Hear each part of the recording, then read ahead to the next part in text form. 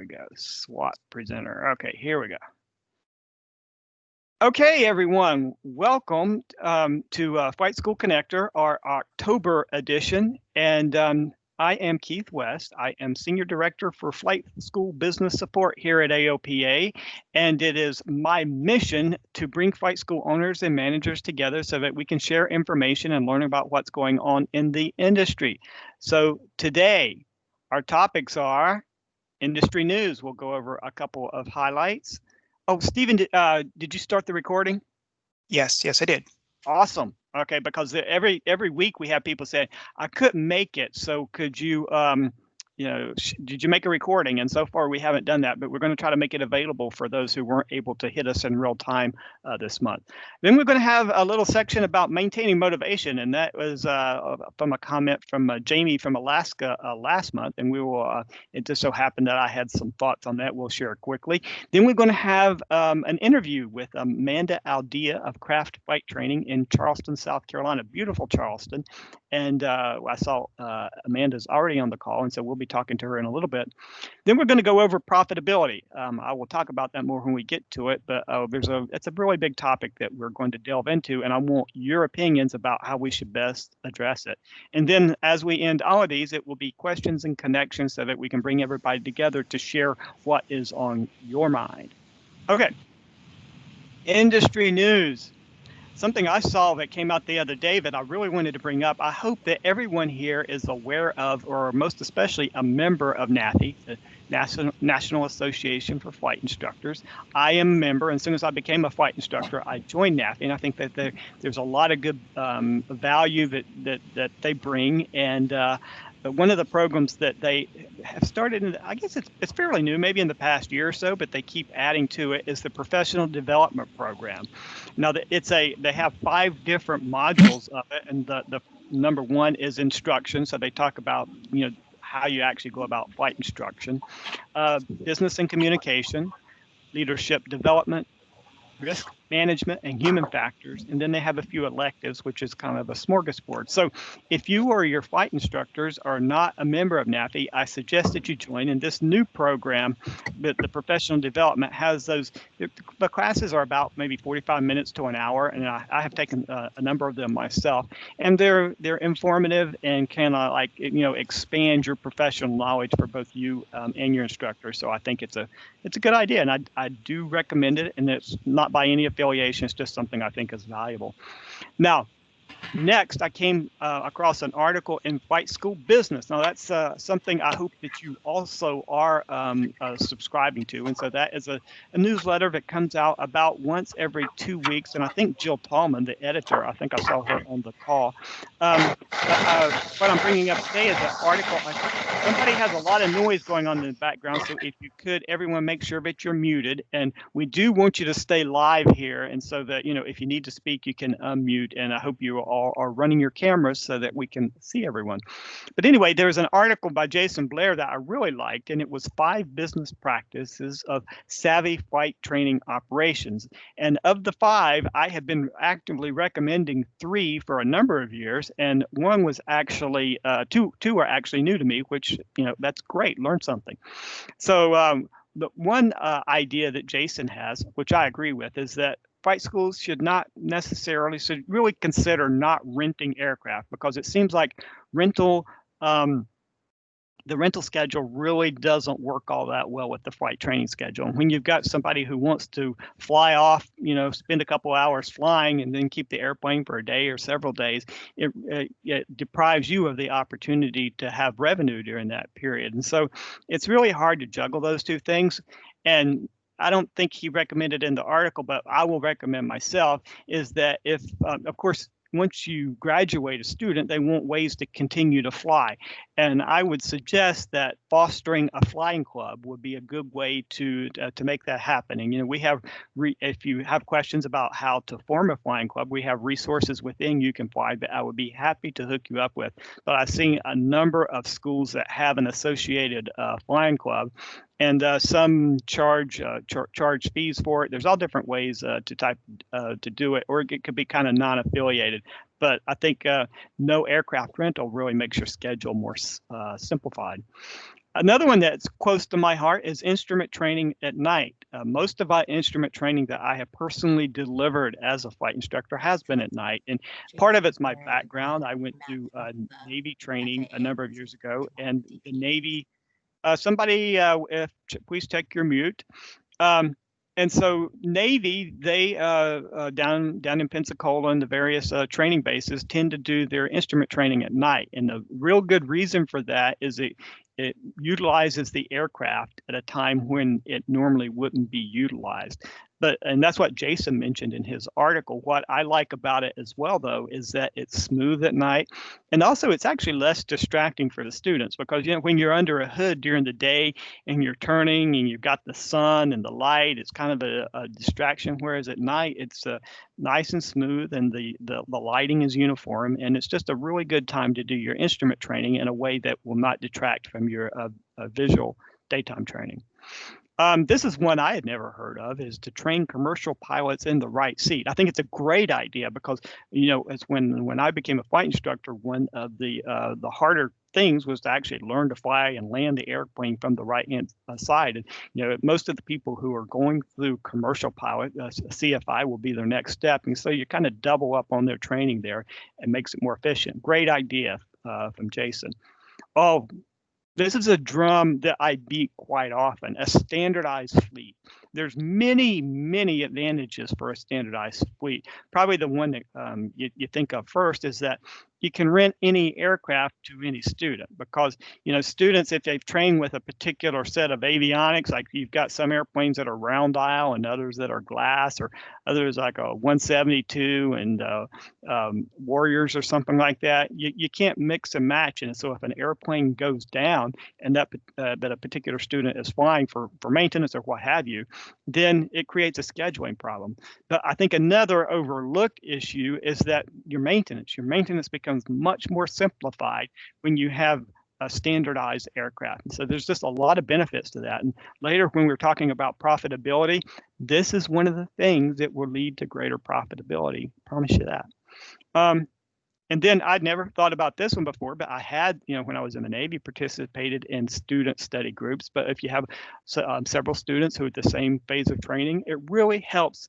Students tend to learn well from each other and they can ask questions back and forth. And it just, it's like you did in college or school. It really helps the study process to have groups. And so that's a really good idea. Thank you, Jason, for that article. An announcement from You Can Fly, our manager, Donnie McKay. We were, of course, the traditional Rusty Pilots programs that I'm sure a number of you have sponsored were in-person, on-location type of events, and we really appreciate you all hosting these events. Of course, when everything locked down, we took the events virtual, and they're just kind of open to everybody wherever. And now we're trying to kind of edge it back to being local again.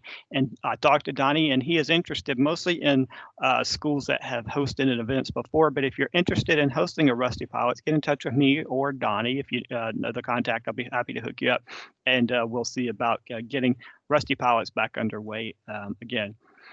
Now, hey, Pablo, are you on here? We're looking for beta testing for the flight training app. This flight training app it's an awesome product. And, I've been working with Pablo and Chris for the past year, helping develop this. But when I first started using it in the cockpit, maybe 6 months or so ago, I just love the thing because it's an app that first of all, it's adaptive. It gives you lessons based on how the student is performing, but it also provides a great way to be able to track what a student's doing and to give feedback to the student by standards. And so, like for each maneuver, it has related to the PTS. Is it PTS? No, the ACS standards. And so that for every maneuver you do, you say, okay, when you do a debrief, here's what happened, and you have it right there because you recorded it while you were in flight. And so what we need is schools, and there's some minimal requirements, and basically that you have fresh students because we want to start them from zero. But if you would like to beta test the flight training app, it's free to everyone involved for the beta testing. We would be delighted to have you tested at your school. So get in contact with me if that's something that you would be interested in. Just a couple of I put this together last week, the industry news, a couple things that I saw today. Things that are going to affect us, of course, with flight training over the past several years has been driven a lot by what is going on in the airline industry, because so many people are training for on the professional track.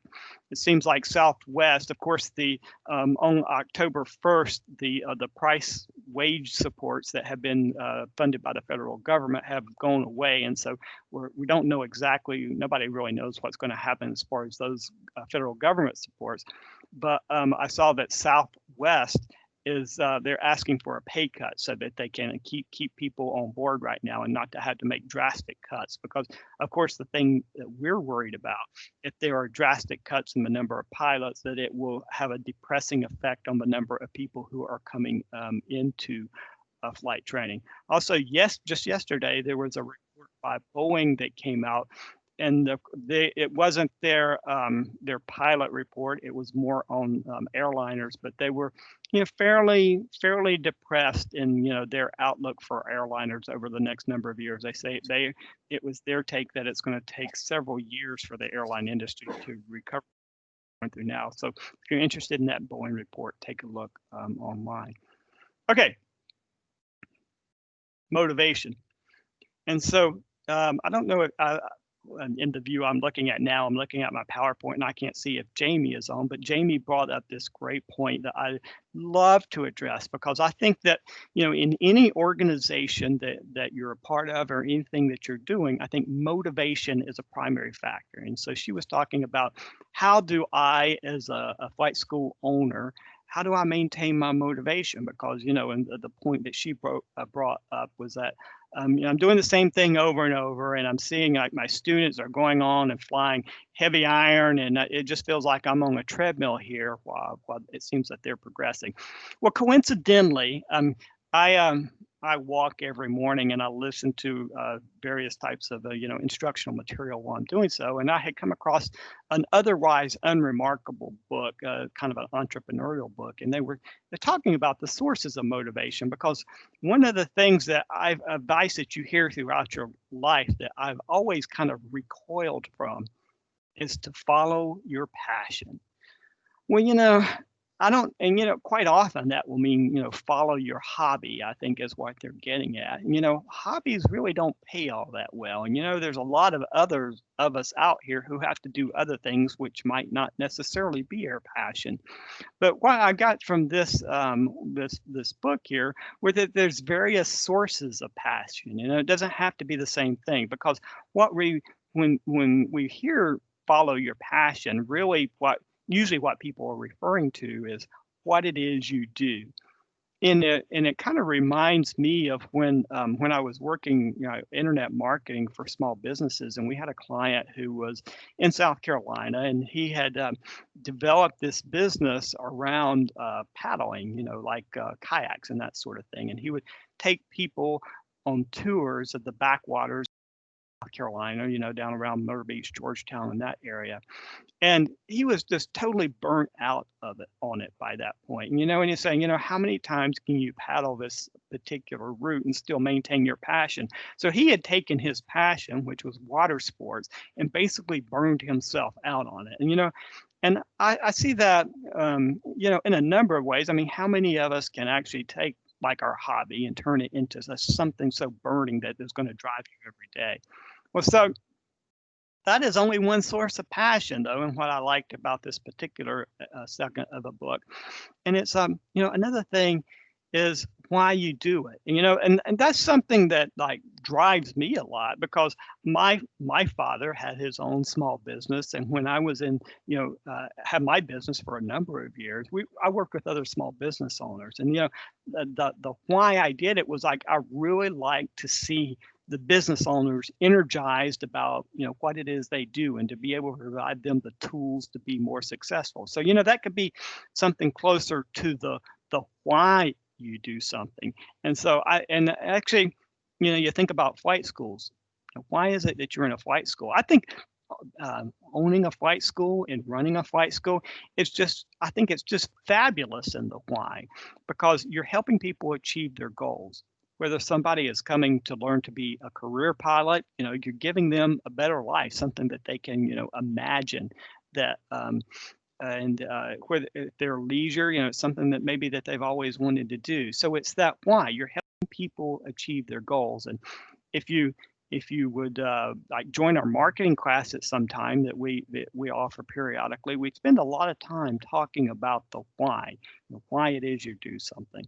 And that could be a source of passion versus just what you do, because another what you do is flying. So some people decide that they want to own a flight school because they love flying, and then discover to their regret that if you actually own a flight school, you probably don't spend that much time flying, and it's not really a good path to your passion.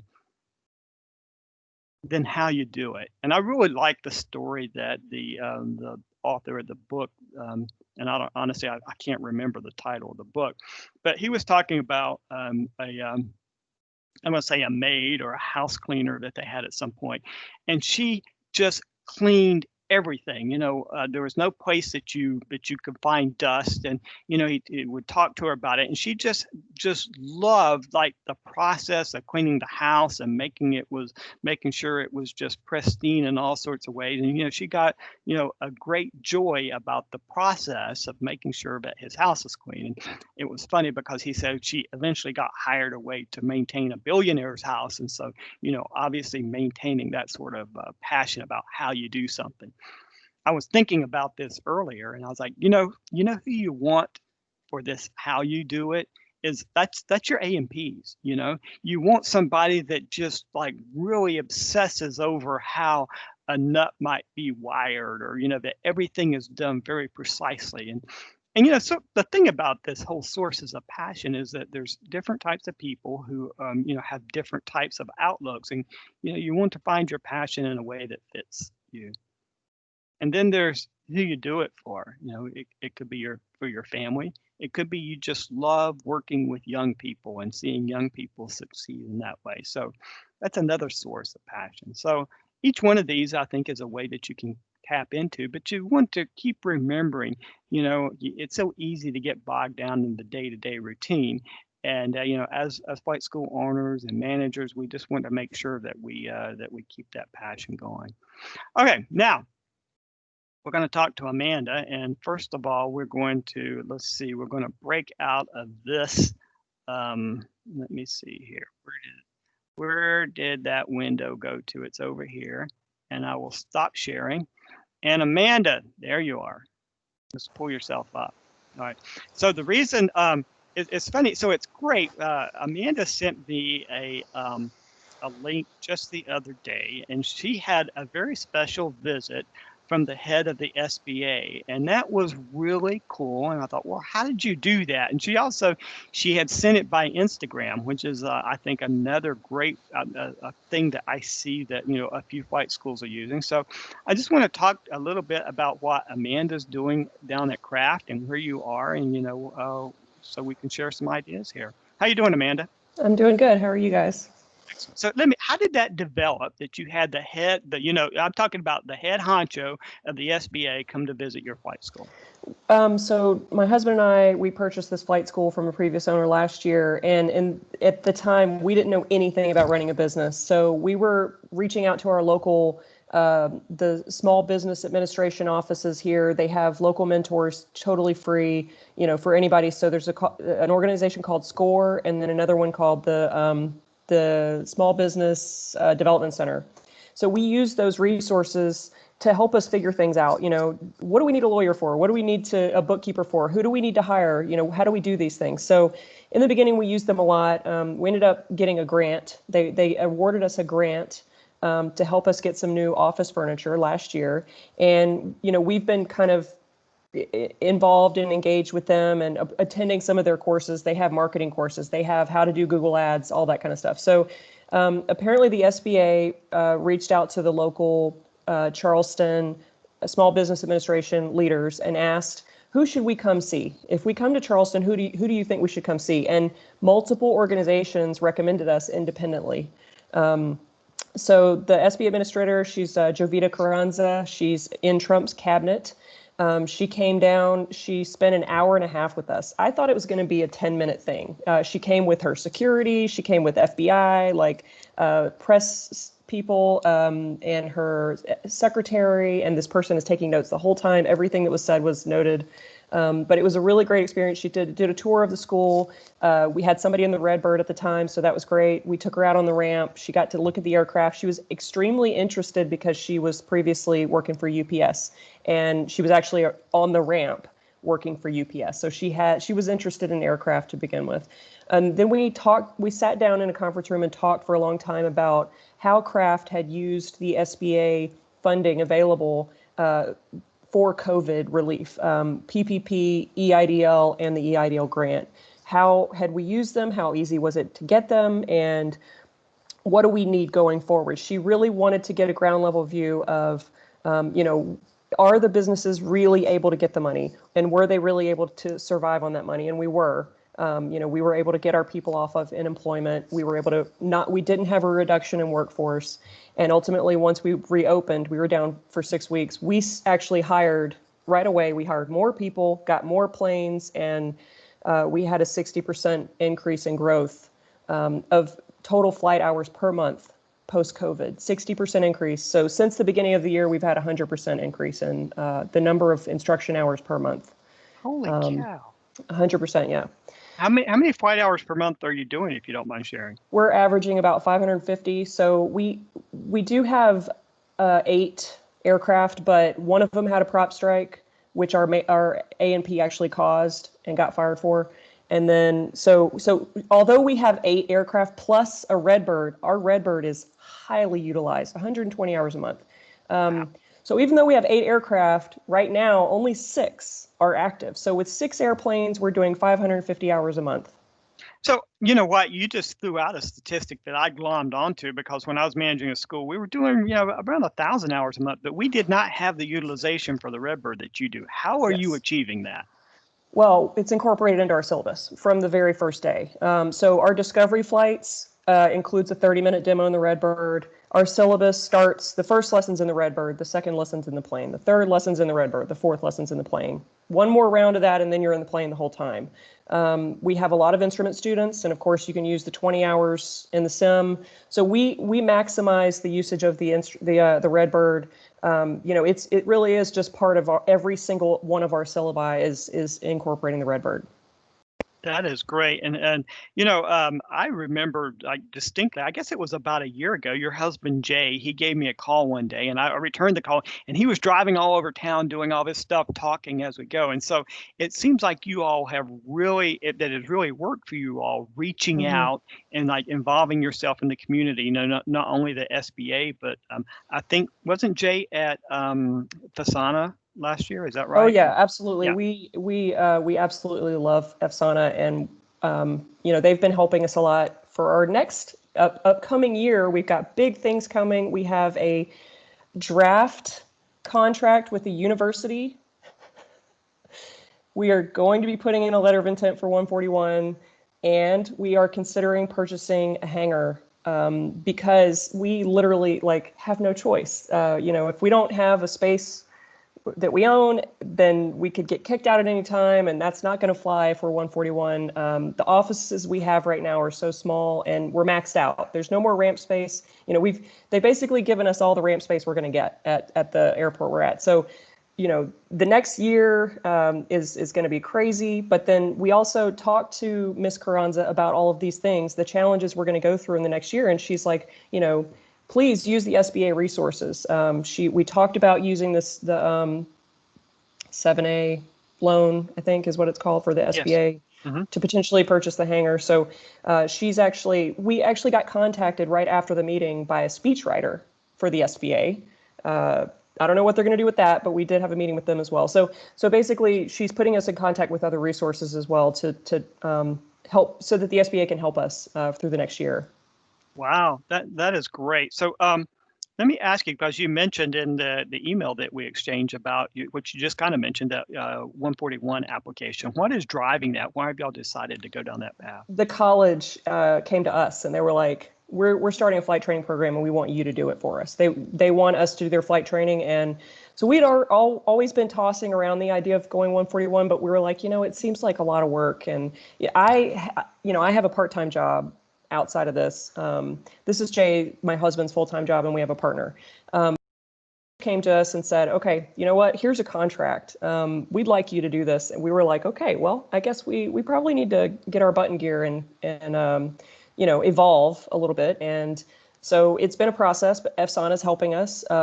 They had a consultant, we're paying her, but she came down last week and we walked through all of the things we need to do to get 140 ready for 141. And so it seems like with this college backing us that it will be, it's almost like a no-brainer. Like they're expecting 12 to 20 students the first semester. So I think that will help us get that 141, or it justifies going 141 is what I'm saying. Excellent. So what is driving all this growth? I don't know. People like what we're doing.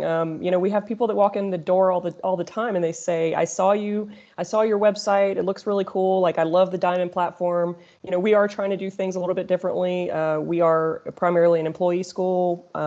We have a common syllabus for everything with the Redbird, the innovation, the technology, and the Diamond platform. We do still have the Cessnas. We're always going to have the Cessnas. We have people that walk. I won't fly anything but a Cessna. But the modern Diamonds, I think it really draws people. And so it's kind of crazy. After COVID, we did lose a little bit. We lost a few students, but then we've gained them all back plus some. And we do have a lot of recreational flyers. I think that's part of what helped us get through COVID. We don't have 100% professional track pilots. We're kind of half and half. So the people that had money before COVID still have money. Those are the ones that still come to us, and they want to learn to fly the DA40 NG with air conditioning because they like that platform. That's great in Charleston. Right. Right. Yeah, excellent. So anybody else that wants to ask Amanda a question, please just speak up. It's not just me here, and it's like you're watching TV with two people with talking, being interviewed or whatever. It's the questions that you want to ask, because like the whole point of Connector is to connect people. But Amanda, so the next thing, so you're a pretty young flight school, really. What's the challenges, the biggest challenges that you've been confronting lately? Growing up, we are really having to grow up very quickly. We need to be more organized. All of our instructors need to be more organized and looking towards 141, more strict on following the syllabus, more strict on the record keeping. And those are some of the challenges we're dealing with right now. And then, like I said, the restrictions on ramp space, the availability of hangar space is just not something that's available here. We are constrained. And then, of course, insurance.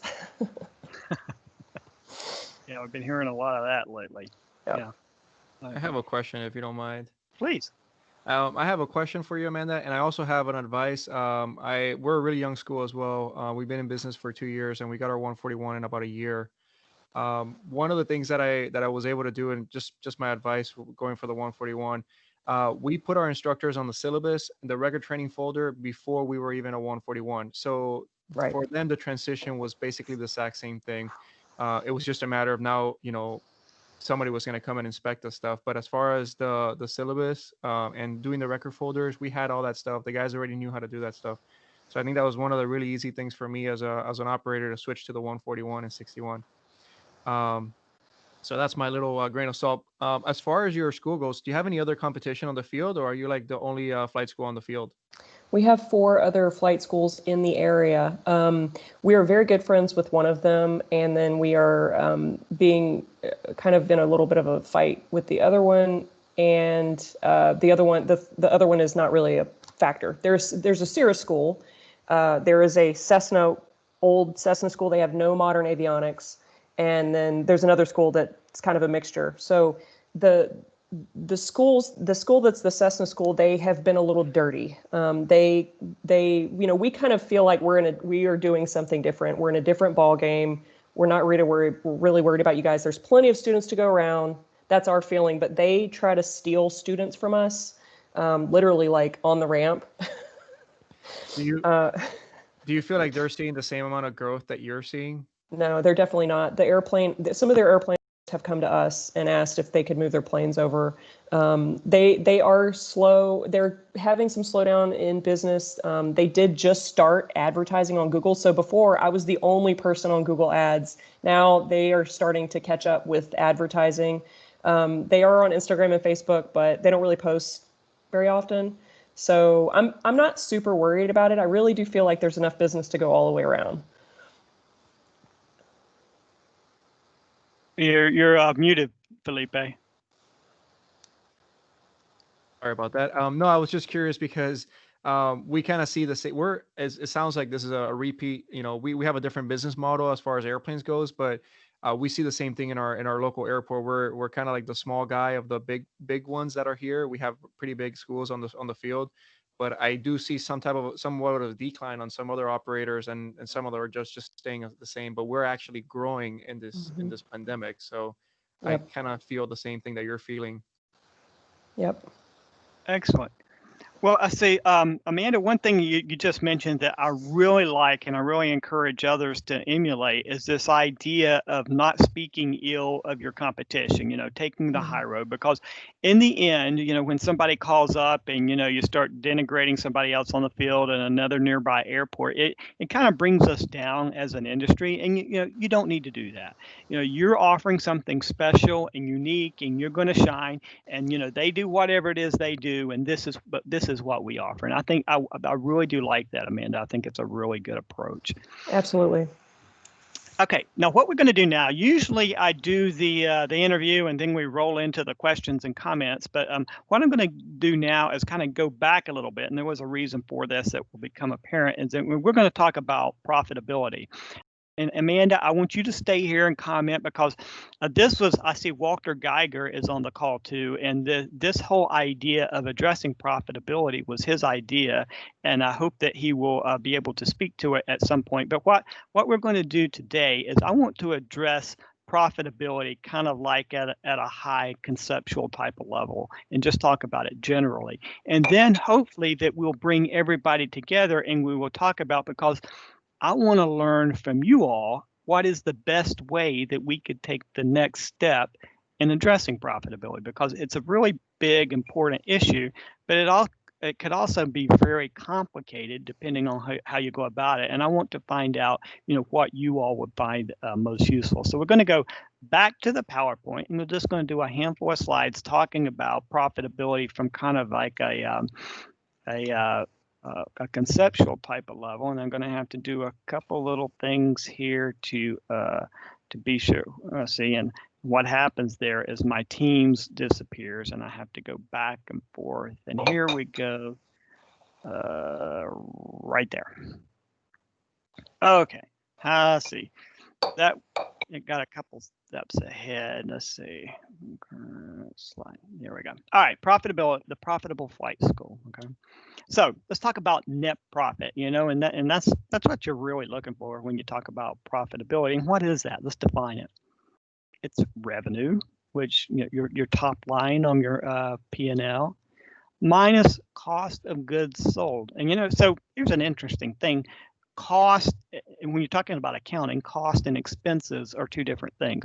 Now the cost is your variable cost, and so like it's the number that changes the more output you have. So Amanda was talking about flight hours.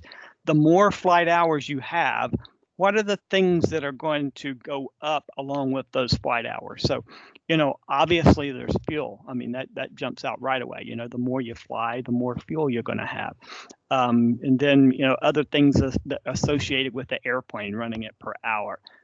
Another thing that almost never, I have looked at, probably got several dozen of flight school like financial statements, and almost nobody includes the cost of instructors in your cost of goods sold. But it is a variable cost, and because once you take your revenue and you stop right here at minus cost of goods sold, that's going to give you your gross profit. But that is not your net profit because of expenses. Now, the expenses are the costs that you have regardless of how much you fly. So you've got that rainy day when nobody takes off. That's the money that goes out regardless of that. So that's going to be all your staff who are support staff, the person at the front desk, the power bill to keep the lights on, the facilities, all those sorts of things. Those are expenses. Another expense would be like the advertising. And so you take revenue and minus those two things out, and that's what you have. So let's look at it a slightly different way. What are the levels of the levers that you can pull that affect your profitability? Well, one is price. Now, think about what we've done here. There's two things that we're going to look at separately: price and volume. And if you combine those two, that's your revenue. So what we're doing is changing that formula just a little bit, and then so we're combining the cost of goods sold and expense into total cost, but we're separating the revenue into price and volume because you can affect price and volume separately to affect your revenue. Now let's look at that and see what I mean.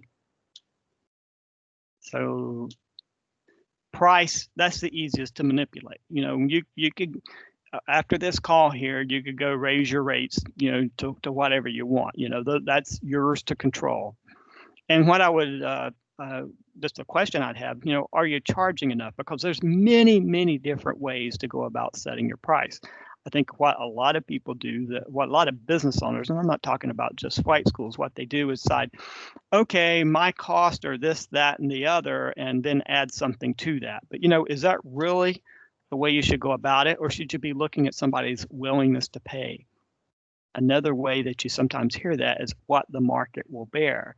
And, I've heard a few business owners kind of recoil and talk about, well, that's not fair, but, or like, that just reluctance to charge as much as what people are willing to pay. But if they're willing to pay that, if you're delivering the service, if you're providing that level of value, you should be charging for it, because in the end, if you don't, you're not going to be able to deliver the service, in the way that you want. Of course, price is also limited by competition. If you have somebody else on the field, that will come into effect. I mean, you try to differentiate. Let me say that again, differentiate. That's our marketing course come in, and we would love everybody to take our marketing course too. Differentiate as much as you can, but you do have to keep in mind, the market is the combination of all the flight schools out there charging whatever it is they charge. And you've got to either be somewhere in line with that or have something that sets you, above, hopefully, different from there. So price is one thing, but you take price and multiply it by your volume. That's going to give you your revenue. Okay, so your volume. One thing we need to understand conceptually is that low cost, if you're going to charge not a lot for what it is you're doing, you're going to have to make up for it in volume. All right, and so let's say that you, as an owner, and I'm just throwing out a number here, that you want to make $100,000 a year, right? You can do that by well, at the far end, if you would take a dollar, you're charging $1 times 100,000 people who are going to be your volume. Well, that would give you your $100,000. Well, of course, that's not realistic. But on the other side, if you would have, you could charge one person $100,000, but it's going to be some sort of sliding scale, and you control that through a couple things. One is your marketing. So you can control your volume by possibly doing more marketing to increase that volume. But also you have to consider that you have to have systems set up to handle it. Because, if you've only got one airplane, you are going to have low volume. There's just no way around that. So you've got to have higher costs. So an airplane is one part of your system. Another part would be instructors, and just the methods that you go about providing your service. And the more robust your systems are, like Amanda was basically what she was talking about, is like discipline to follow the rules that you have set up, the syllabus, etc. The better your systems are, the more volume you will be able to handle. And if you get that volume, then you can lower your cost and still make what you want to make. Let's move over to cost, because, you know, really profitability, you can look at it in a way. You've got the input side, which was the price and volume, but there's also the efficiency side, and that, you know, because so you make X amount of dollars. If you bring in $100,000 and you spend 80, then you get to keep that 20. You know, so you got a 20% profitability there. But the more that you can bring down those costs, the better you're going to be. Now, we talked about fixed and variable and talking about cost of goods sold and expenses. So that's one part of it. But let's look more specifically at what costs are involved in running a flight school. One of the big ones is aircraft acquisition. Okay, so you can make all sorts of choices here along this line. You can go for the cheapest aircraft that you can possibly get a hold of, you know, a ragged out Piper 140 or something like that, and that's going to lower your aircraft acquisition costs. That's one way to do it. But you know, that's going to actually affect other costs that we're going to look at in just a second. Another thing, you may want better aircraft, but you don't want new aircraft. You may want new aircraft. You don't want to spend a lot, so you pick something like a light sport or something like that. There's this whole continuum of what you can spend on the aircraft acquisition. Then another really big one for flight schools is aircraft maintenance. There's different ways you can do that too. You can outsource your maintenance. You can have somebody in-house doing it, and that's going to affect what your costs are and, you know, what you're able to keep. Another way is that old aircraft require significantly more maintenance than newer aircraft.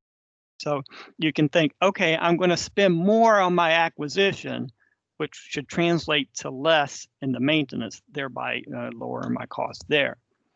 Fuel, that's a bad one. You know, it's one of the things that have dogged airlines forever, is that a major cost that you have is basically not under your control. I mean, airlines a few years back started hedging and being able, you know, buying options and contracts like that to bring down or make more predictable their fuel costs. That's mostly not available to us. It's just one of those numbers that are out there. Insurance, good gosh, look at that. Amanda had just mentioned that. So that's another big cost. And then people, you know, what's your strategy there? I mean, you know, one strategy may be, okay, and you know, somebody like ATP, for example, you know, able to minimize this cost of people because they are basically have I don't mean this in a negative way, but a pyramid structure, whereas people are trained and then they become instructors, and then, you know, they thereby lower the people cost. So what's your strategy as far as that goes? There's all sorts of different ways to do this. And what I like to think about this is a sliding scale. I mean, because we have these three big groups and all these subgroups within it. And I'm just going to say, let's say theoretically that it all adds up to 100. You know, you can move one up to 90, and that means another's at a 10. But as you move those various sliders that you have, the others have to move as well, so that, because, you know, you're going to end up with, you can't maximize everything. So this is and one more is facilities. So this is talking about our profitability in sort of like a conceptual type of way. Now, what I want from you all is how we should go about taking the next step in addressing profitability. And let me tell you, I've had several different thoughts. One of my first thoughts was that, well, you know what would be great if we provided some sort of, we got anonymized financials in from flight schools and then put it out there so that there are ratios. So like your profitability should be maybe like between 10 and 15% or whatever that number might be. And even more specifically, like maintenance might be X amount percent of my revenue or whatever. But I don't know, lately I've been drifting away from that because that can be very complex, because there are so many different ways of categorizing you know, each of these and how you go about accounting for things, and they would have to be normalized and all that other stuff. But that's just me thinking. Now I'm throwing it, you know, I'm knocking the ball over to your side of the court, and I would like some answers, and hopefully Walter is still here to give me some ideas of what would be useful to you. Now I'm going to stop talking and listen. Good morning, Keith. This is Walt. Hey, Walt. Can you hear me? I certainly can. I can see you too. Thank you. Okay, great. Yeah, I've the opportunity now to talk to you as well. So thank you for picking up that subject. You and I have been talking about this for a while. You know, you started the presentation today with motivation, and a factor in motivating me to run the business, and probably others too, is profitability. Business and losing money every day. And the one event that really my question to you on your show. Oh, you what? See, you're starting to break up a little bit, Walt. Maybe I'm doing something wrong, but I'd like to let me turn off the video. That might work better. Okay, yeah, go and try that. Give me 1 second. All right, it should be better now. Anyway, so I think what I'd like to pursue with your help and others, of course, is what you just indicated. I run my business in actually four different departments. One is the flight school, including flight instruction, instructors' pay, and anything that we need to run flight instruction. And another one is maintenance. So the shop is a different department, so I can measure the productivity in the shop. So how many hours do I get paid for the mechanics to be here? And, I can tell you right now, it's a low number, in my mind anyway. Profitability of or an effectiveness of about 60% of the time I pay them and what I can charge customers for. And then the third business is the rental business, aircraft rental, and that includes leaseback payments and everything else there. Then the last one is corporate. Obviously, we need to have staff to run the operation. We have a total of about 35 people on the payroll at this point in time. So that requires some amount of corporate services to be available. So I'm measuring each of the departments in terms of its profitability, and then figure out where are the factors that we need to improve on and do differently. And that's just my suggestion at this point in time. If we can start the communication amongst flight schools specific to a department, because it has its own dynamic, if you will, it probably makes it a little bit easier to see the factors that influence the bottom line. And you're right, in terms of revenue, cost of goods sold, it's fixed expenses, they all apply. So in order for us to be able to compare, and what I really want to end up with is, am I in the ballpark running the business at this type of profitability? Other industries actually do have some measurements, some ways to say, well, that's about an acceptable profitability for this sector in the industry. I think that's what I'm trying to get to at this point in time. That's okay. That's some excellent feedback, Walt. And I will just hit really quick. I want other people to jump in right after I say this, but like maintenance, I'm glad you pointed it out like this in departments. For example, you gave the 60% like billable hours number, if you want to look at it that way. And we had something similar where I was working, and there was a struggle up to 80%. We got pretty close to that, but what you have to do that, it's all about your systems. I mean, so how are you going about tracking that the hours that the mechanics are spending on whatever job that they're working on. And so just knowing that, something better than 60%, I can see that being useful. Does anybody else have any comments or like about, how we should go about this, or what Walt has shared with us?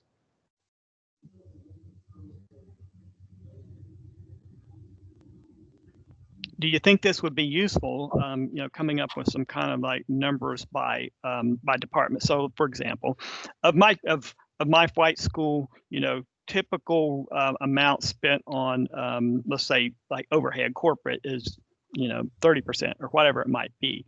Maybe having some numbers like that, would that be useful, or can somebody think of a different way of going about this?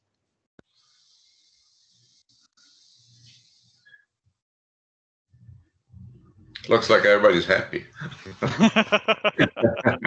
We love for everyone to be happy. Okay. Yeah. Okay. And so so we have departments broken out 4 ways. Then there's the flight training, maintenance, rental, and corporate. Does anybody else have like a different arrangement that they're operating on, or a different way of looking at things that might need to be addressed? So far, I need some like feedback, if because we've got a couple of us saying that this is useful. I'm sorry. I think it should be. I'm not understanding what he's. He's saying he splits off. Obviously, as a business, he has a maintenance department, a flight school, rental, and his staff. My school, we kind of do everything in one. So we have, we tracking maintenance on only the aircraft. We only do maintenance on our airplanes. We don't do maintenance on other aircrafts. And then when we do rentals, we use sometimes the aircraft from the flight school, and we only have one staff that kind of runs the whole operation. So for us, if you say, like, for example, profitability on the flight school, let's say it's a 20% or 30%. Well, are you saying that because you're doing your own maintenance, or how are you connecting the maintenance to the flight school portion and so on, and the staff, how are you allocating staff for the rental section and for the maintenance section, and for, it kind of doesn't kind of fit in with, for my school is like. Okay. Yeah, this is Walt. Let me chime in again. I really need to understand in my business where the cost is and what does it take to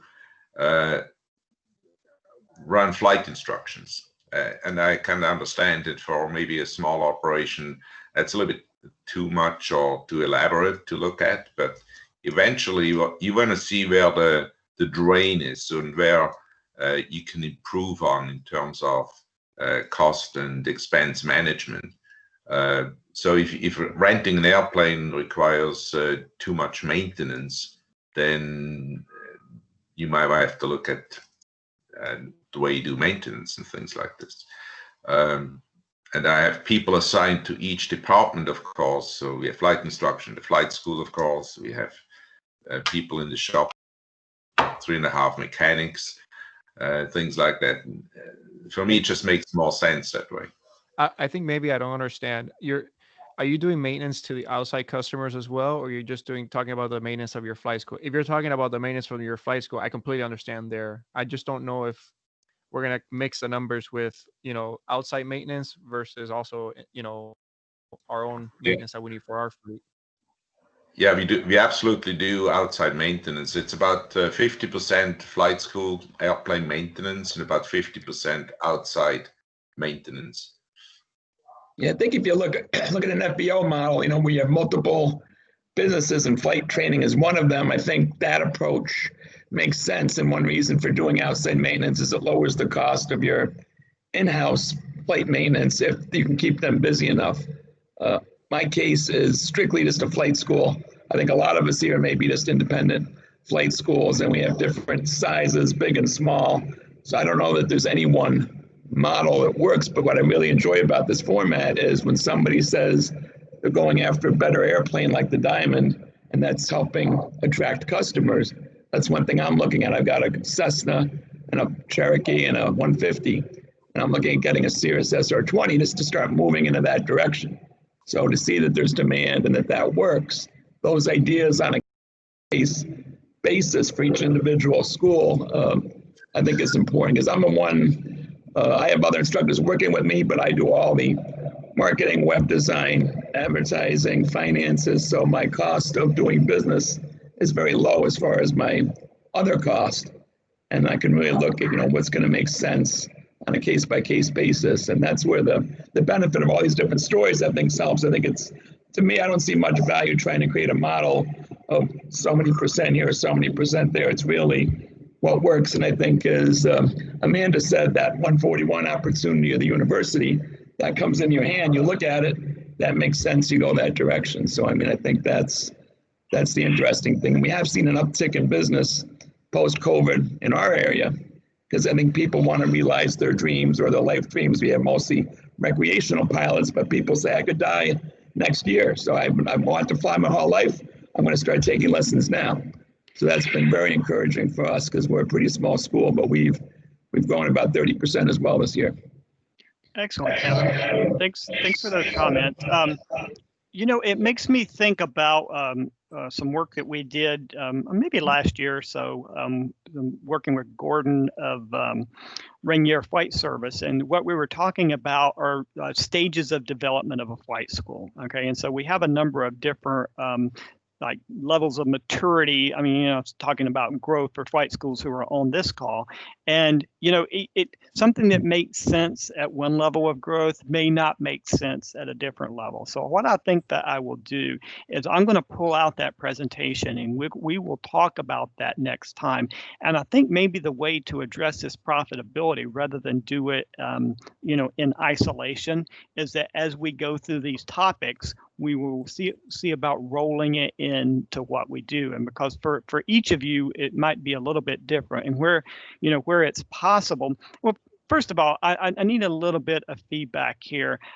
Who all would be willing to share anonymized, meaning, it only goes to me, like financial or performance data, so that we can kind of like ever have some level of metrics, like basic things, not like, how much am I spending on maintenance as a percentage of revenue or something like that. So if you would raise your hand, if you would be willing to, engage in a process like that, just for me to, and Stephen, if you will kind of record this, to share this information, like I said, not personally identifiable, but just say, like, as an industry standard, what we found is that, you should spend X amount on overhead or facilities or whatever it might be. And so, all right, well, I'm seeing a number of hands up, and so Stephen will record that. Also, Lori from Travel Express, we're a fan of Travel Express. Our colleague Pablo spends time there in Chicago, and she comments that profitability conversations are important, and things like are owners paying themselves fairly. That's another drum I want to beat, because you need to pay yourself what you're worth. I mean, you can't sacrifice yourself to the business, because you all have yourselves and families to support, and so that's an important concept. And other jobs and business part, how you raise capital, that is great, because another big factor of profitability is how you're leveraged. What is your financial structure for the business, and it can be very different depending on various different businesses. Okay, so Rick says that Fasana did a survey regarding costs. We will check with them, and I'm going to write that down, Rick. All right, so now we've talked about profitability. We've got a little bit of time here. We're near the end. I mean, if you have to drop off, I understand, but I would like to open it up and see if anyone else has comments about this or anything else you want to talk about, directions you want to see us take, or comments in general. Once again, I step off the podium and I throw it over to you all. Don't be shy. I think talking about profitability, we should I think the best way that this will work is, for example, we pick a common unit, for example, a Cessna 172. And as a school, for one airplane, when you're Cessna 172, what are you seeing that your cost of maintenance is? What percentage is your cost of maintenance? What percentage is your fuel cost? And what percentage is your flight?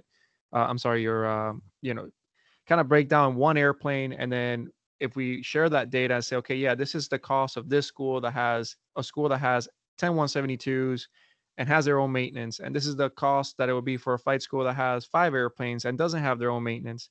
And I think that is we can kind of go in there and say, okay, look, I'm more to this school. I have 5 172s. I do my own maintenance. This is more or less what the margins are that I should be seeing as an industry goes. I think to me, that's like the best way that we can see the profitability and share that data. I don't know what you guys think. I think that's a good point, Felipe. And I do want to bring up something that Lori had relayed to Pablo earlier about, as far as competition. I mean, you all are so widely dispersed that I don't know of any two schools on the call that, are like in the same market, really. And so, we hope that as we do something like this, we'll set it up in a way where we don't have these kind of competitive concerns, whatever they might be. But to go ahead and anyone who wants to address Felipe's comment there about breaking it down basically, by size and type of operation. What do you think? Yeah, this is Walt again. So I think that would be a reasonable approach. Probably a segue into maybe a different picture. So I think it would be a good starting point to just look at the operation of an airplane and how profitability looks like. That could be a good starting point. I think that's applicable to just about everybody. Excellent. Okay. Anyone else on this topic or on any other? While we still have a number of people on the call, and I want to give everybody to bring up any thoughts or concerns you might have.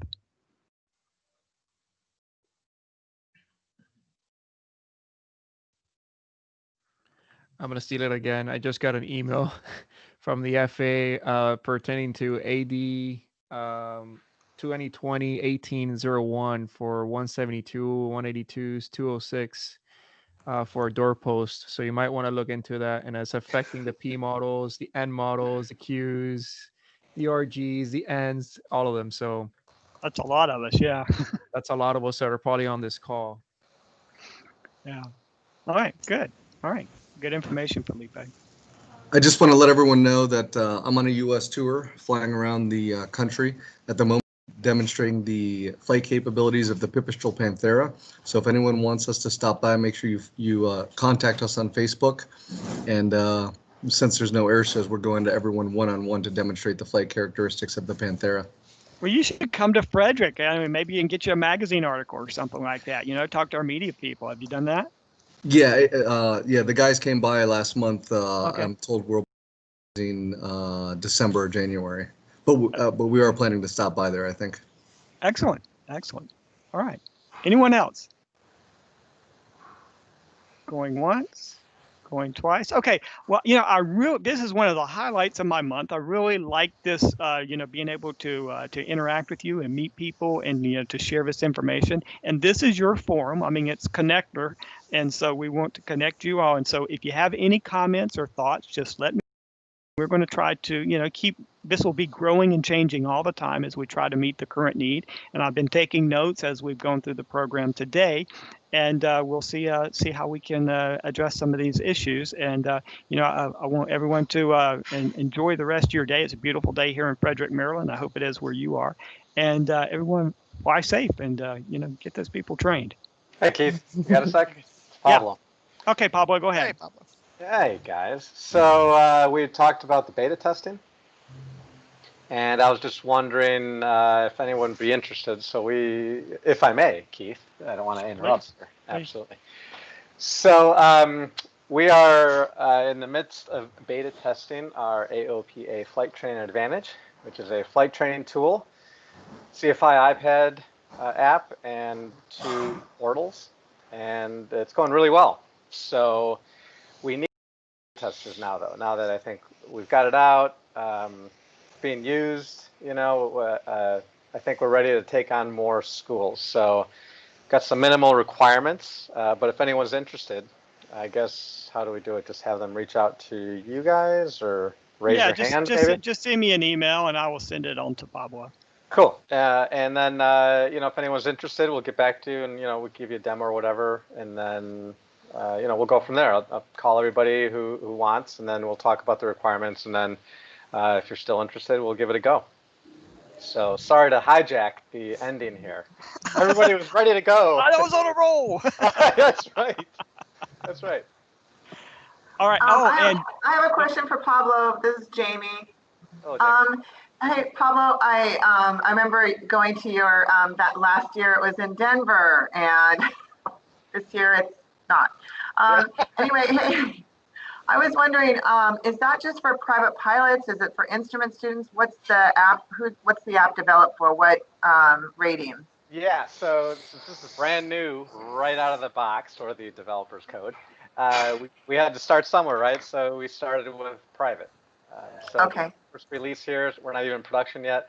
We're close, but you know, we're going to work on instrument and everything else afterwards. But we had to start somewhere, so we're private part 61 right now. And I'm glad you brought that up, Jamie, because we are actually working on instrument. And so if any CFIIs out there want to talk with us, because we're gathering information about how the instrument should be done. And so any CFIIs want to talk, send me an email, and we're going to get some sort of like mini forum going to, so you can be involved with the next development of the app. Okay, I have something to add. I just got my CFII on Sunday. Yay! Congratulations. Congratulations. Yeah, 27 years after I got my CFI. It's about time. Good work. Yeah, but yeah. So I just wanted to ask Pablo that though. But thank you. Yeah, absolutely. Great. All right. Well, if there's anything else from anyone. All right, people. Well, thank you so much for joining us today, and we look forward to seeing you first Wednesday of November. All right. Hey guys. Bye, everyone. See you, Chief.